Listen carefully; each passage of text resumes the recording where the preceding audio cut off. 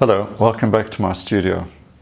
Well, a few months ago I did a video about whether big paintings were bad for beginner painters. And as I've just recently finished a large painting, I thought it would be good to show you the process I follow that might help you transition and work towards your first big successful painting. Now, we all know that painting a big painting that looks fantastic is a wonderful thing. Or, well, maybe if you're starting out and you've tried a few big paintings and they haven't worked out, you may be thinking big paintings are a big headache. Yes, they can be. My first big one was something I try to forget. Unfortunately, that painting is now on the trash heap, but I learned a lot from the experience. So this video, I'm going to show you the process I followed to create a large painting. It was 1 meter by 1 meter and quite an undertaking in time and perseverance. But fortunately, I knew exactly where I was going. From start to finish, I had the painting basically mapped out, and I knew that following this process would end up with a successful painting. And sure, I'm not the most OCD about planning. I always seem to do it the hard way, but over time I have worked out a system that gives me usually a good result. So I'm going to show you how that works and show you a few progress steps as I work through this particular painting. Now, this subject started out with this little sketch. All right, this is what I call a no-tan sketch, and I've got a link to a free course that you can take, and just find it up here, and you can see how that process works of creating these no-tan sketches and why they are so incredibly beneficial. I still use them today. As you can see, this is a 4 values, no tan, dark, light, and 2 middle values. And then from here, I can go on to a small panel and practice and work out the composition. And here is that little painting. All right, you could even start with a smaller one than this, a 6 by 8. This is a 10 by 12. This is just done on a bit of scrap panel, something that I'm not going to sell. This is for my personal reference. It helps me move on to the next painting I did in this series. And this is 40 centimeters by 40 centimeters.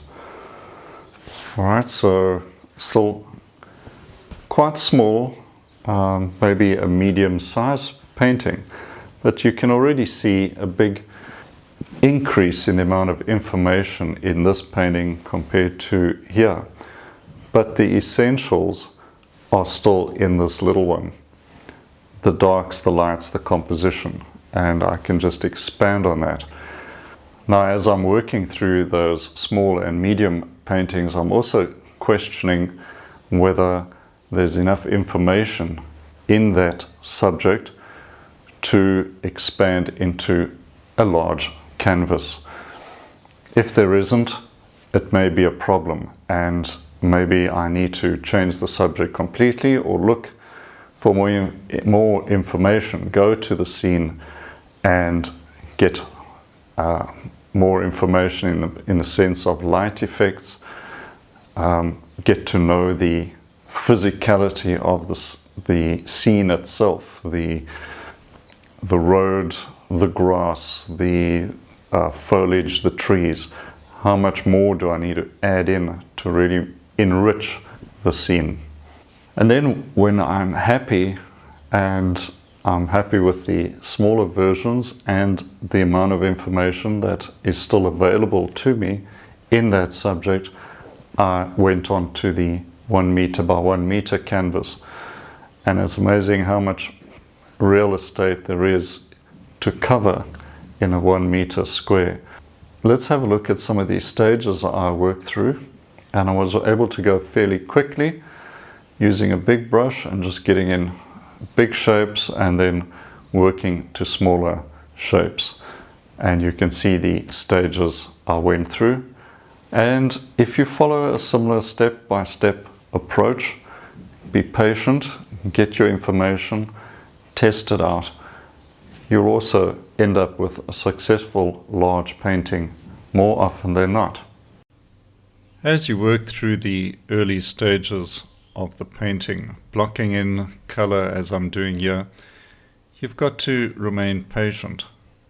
You know that you have done your homework, you've studied your subject, you've prepared small studies, you've done no-tan sketches, you may even have done a medium-sized painting. So you know the subject, and you have to have faith in your ability to repeat that success from the previous studies. Or if you've learnt a few problems in your previous ones that you solved, you can bring that knowledge into your large painting. So you're more than well equipped to pull off the large work. All it takes is a daily process perhaps, or every couple of days come back to the painting. I don't complete a large one like this in one session. Nothing like that at all. It takes many days, and in this case even weeks. Sometimes I will leave the painting alone for several days.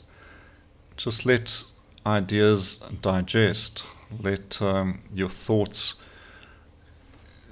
just sort of filter through the problems, and get your energy up, and then you're happy to carry on again. Refine the big shapes, add in the touches of color, the touches of light that you are looking for. And step by step, brushstroke by brushstroke, it starts to fall into place. This painting, especially highlights or light areas like this, take many layers. And as you work on one area of the painting, another area is drying, and then you can come back to it, like I'm doing here, and just scumble over and build up layers to establish those light effects that you're after. So you got to know when to leave parts alone, work on other parts, then come back. Takes a bit of discipline. Sometimes you want to hurry the good parts. Other times you know you've got to work through the difficult bit and then come back to the highlights. And as you work through from large shapes to small shapes and you get a more impressionist look like this, you know you've worked to this point where you can get a little brush out and make a few little marks here or there. And refine a few things, add those special touches you've been dying to do, but you've had to put off. And then you get to the point where you can sign off the painting and stand back and enjoy the work you've created. And as I was lucky enough here to get a lovely frame to put this painting in, and now I think I'm going to keep it, and something I'll always be happy that I was able to do.